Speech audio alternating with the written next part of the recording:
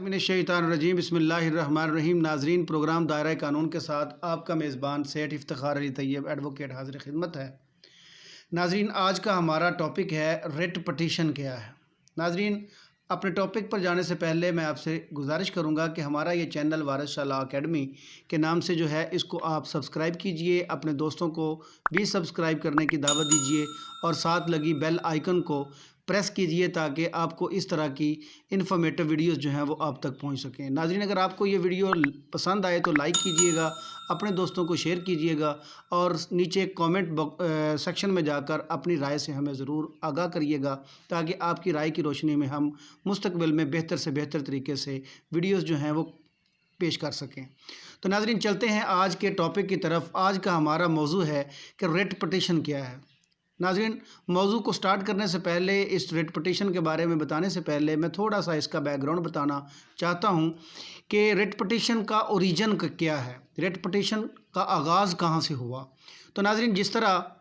आप जानते हैं कि यहाँ बर्र-ए-सगीर में, पाक व हिंद में 100 साल के अरसा तक अंग्रेज़ ने हुकूमत की और अपने बहुत सारे कवानीन जो हैं, बल्कि मैक्सिमम कवानीन जो हैं वो हिंदुस्तान में भी और पाकिस्तान में भी आज भी वही अंग्रेज़ के दिए हुए जो हैं वो चल रहे हैं। मिसाल के तौर पे पाकिस्तान में पाकिस्तान पीनल कोड है, पाकिस्तान में CRPC है, CPC है, कॉन्ट्रैक्ट एक्ट है और दीगर कवानीन हैं नाज़रीन जो अंग्रेज़ के बनाए हुए हैं और हमने थोड़ी बहुत डेंटिंग पेंटिंग और अमेंडमेंट करने के बाद उनको प्रवेल किया हुआ है। तो इसी तरह नाज़रीन बहुत सारी ऐसी चीज़ें हैं हमारे कानून के अंदर जो वहाँ से हमने अख़ज़ की हैं। तो नाज़रीन, चलते हैं बरतानिया में जो कॉमन लॉ है, कॉमन लॉ भी एक बहुत लंबे अरसे की डेवलपमेंट के बाद, कोर्ट्स के फ़ैसलों के बाद आज की जो मौजूदा सूरत हाल है उसमें पहुंचा है। इंग्लिस्तान का जितना कॉन्स्टिट्यूशन है वो मैक्सिमम रवायात पर मबनी है, वो उनके रस्म व रवाजात पर मबनी है। उसमें रिटन फॉर्म में बहुत थोड़ा आइन है जो बरतानिया का, जो बहुत थोड़े डॉक्यूमेंट्स पर मुश्तमिल है, जो एक तहरीरी शक्ल में है। ज़्यादातर वो रवायात पर मबनी है और उन रवायात के मुताबिक वहाँ की अदालतें जो पहले फोक कोर्ट्स थीं, फिर फॉर्मल अदालतें बनी, फिर कॉमन लॉ अदालतें बनी, दैन फिर वो इक्विटी की अदालतें आईं। तो नाज़रीन, इस तरह ये वक्त के साथ साथ बतदरीज जो है वो उनका कानून जो है वो तरक्की करता रहा। लेकिन चूंकि उनकी अदालतें जब प्रॉपरली लोगों को इंसाफ फराहम करने में नाकाम हो जाती थीं तो फिर वो लोग जो थे वो बादशाह के पास, जो किंग ऑफ ब्रिटिश था, क्राउन जो था, उसके पास वो एक एप्लीकेशन दिया करते थे कि हमें फ़लाँ अदालत से, फ़लाँ इदारे से इंसाफ नहीं मिला। तो फिर बादशाह अपने उस लामहदूद जो इख्तियारात थे उसके पास, अनलिमिटेड पावर्स जो थीं, उनके मुताबिक वो एक शाही फरमान नामा जारी करता था जिसको इंग्लिश में रिट का नाम दिया जाता था। उस शाही फरमान नामे को ही रिट पटिशन कहा जाता था। तो नाज़रीन, जब इंग्लिस्तान का ये सिलसिला चलता रहा और उसके बाद पाकिस्तान और हिंदुस्तान जो मुत्तहिदा बर्र-ए-सगीर था उस पर अंग्रेज़ की हुकूमत थी, तो फिर ये रिट के इख्तियारात फिर भी मलका बरतानिया के पास थे। लेकिन जब पाकिस्तान आज़ाद हुआ और आज़ाद होने के बाद जो पाकिस्तान का जो एक्टिव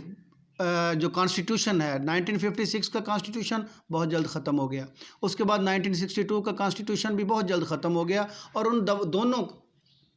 कॉन्स्टिट्यूशंस में अवाम के जो फंडामेंटल राइट्स थे उनको प्रॉपर तरीके से एड्रेस नहीं किया गया। लेकिन 1973 का जो आइन था, इस्लामिक रिपब्लिक ऑफ पाकिस्तान का आइन 1973, जो पाकिस्तान की लेजिस्लेटिव असेंबली ने, पार्लियामेंट ने मुतफ़िका तौर पर मंजूर किया था, उसमें तमाम मकतबा हाई फ़िक्र के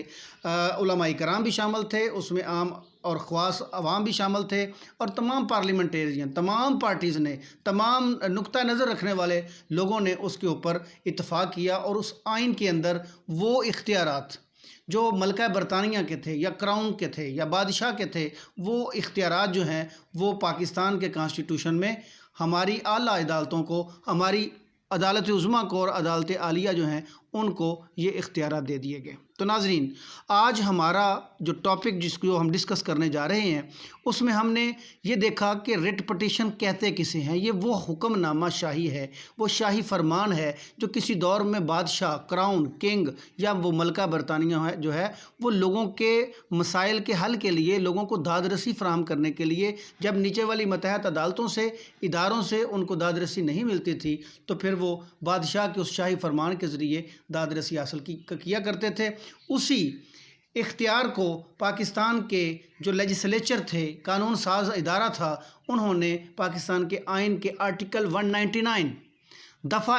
199 article number 199 of Islamic republic of Pakistan, constitution of Islamic republic of Pakistan article 199 میں یہ اختیارات جو ہیں وہ ہائی کورٹ کو دے دیے، اور آرٹیکل 184 سب کلاس 3 میں اختیارات جو ہیں وہ سپریم کورٹ آف پاکستان کو دے دیے۔ ناظرین، ہائی کورٹس کی اور سپریم کورٹ کی جو اپنی اوریجنل جورسڈکشنز ہیں، ایپلیٹ جورسڈکشن ہیں، وہ اپنی جگہ پہ، لیکن یہ خاص طور پر وہ اختیارات جو کسی وقت میں کراؤن آف برٹش کے پاس تھے، وہ ہمارے ججز کو، ہماری ان کورٹس کو دے دیے گئے۔ تو ناظرین، ہم دیکھیں گے آج کے اس ٹاپک میں کہ ہمارے اس ریٹ پٹیشن، جتنی بھی ہمارے اعلیٰ عدالتوں کو اختیارات ہیں ریٹ پٹیشن کے، تو اس کی اقسام کتنی ہیں، کون کون سی قسم ہے ریٹ پٹیشن کی جو ہمارے آئین کے آرٹیکل 199 کے تحت ہماری ہائی کورٹس کے پاس اختیارات موجود ہیں۔ تو ناظرین، سب سے پہلا جو اس کی قسم ہے وہ ریٹ آف مینڈامس ہے۔ ریٹ آف مینڈامس، ریٹ آف مینڈامس سے مراد ہے کہ ایک ایسا حکم نامہ، ایک ایسا فرمان جو افسر انتظامی یعنی ایگزیکٹو کے جو افسران ہیں، ان کے ایکٹس، افعال اور ان کے جو انتظامی معاملات ہیں، ان کو چیک اینڈ بیلنس کرنے کے لیے آنریبل جو لاہور ہائی کورٹ ہے، پشاور ہائی کورٹ ہے، اسی طرح کوئٹہ ہائی کورٹ ہے اور کراچی ہائی کورٹ ہے، مینز کے تمام ہائی کورٹس کو آئین کے آرٹیکل 199 کے تحت یہ اختیار ہے ریٹ آف مینڈامس کا، جس کا مطلب ہے حکم نامہ عدالت، یعنی عدالت کا حکم نامہ بے افسر انتظامی، ایگزیکٹو کے افسران اگر کوئی قانون اور آئین کے منافی کام کر رہے ہیں تو ان کو ہائی کورٹ جو ہے وہ اپنے اس اختیار ریٹ آف مینڈامس کے تحت وہ ان کو منع بھی کر سکتی ہیں، روک سکتی ہیں، اور ان کو پراپر ایز پر لا کام کرنے کی ڈائریکشنز بھی جاری کر سکتی ہیں۔ تو ناظرین، یہ پہلا اختیار ہے جو ریٹ آف مینڈامس کے نام سے مشہور ہے آئین کے آرٹیکل 199 کے تحت۔ ناظرین، ریٹ کی جو دوسری قسم ہے وہ ہے ریٹ آف سرشراری۔ ریٹ آف سرشراری، اس کا میننگ یہ ہے کہ ماتحت عدالتیں جو ہیں، جو انفیریئرز کورٹس ہیں، ان کا ریکارڈ طلب کیا جائے کہ وہ اپنے جو ان کے اختیارات ہیں، کیا ان سے تجاوز تو نہیں کر رہے، کیا وہاں پہ کسی لا کی وائلیشن تو نہیں ہو رہی۔ تو ریٹ آف شراری میں عدالت جو ہے، ہائی کورٹ جو ہے، اس کے پاس اختیار ہے کہ وہ لوئر کورٹس، عدالت ماتحت جو ہیں ان کے ریکارڈ کو طلب کر کے دیکھ سکتی ہے اور ان کے کسی بھی حکم کو کالعدم قرار دے سکتی ہے، ان کو پراپر کام کرنے کے لیے ڈائریکشن جاری کر سکتی ہے۔ ناظرین، میں نے شروع میں کہا تھا کہ برطانیہ کے بادشاہ، کراؤن کے پاس، ملکہ کے پاس، کنگ کے پاس یہ اختیارات تھے۔ یہ اختیارات کب تھے؟ جب نیچے والی تمام عدالتوں سے کسی کو داد رسی حاصل نہیں ہوتی تھی، یعنی عدالتیں بھی اگر کسی کو انصاف فراہم کرنے میں ناکام رہتی تھیں تو پھر اگریوڈ پرسن جو ہے، جو متاثرہ شخص ہے، وہ ریٹ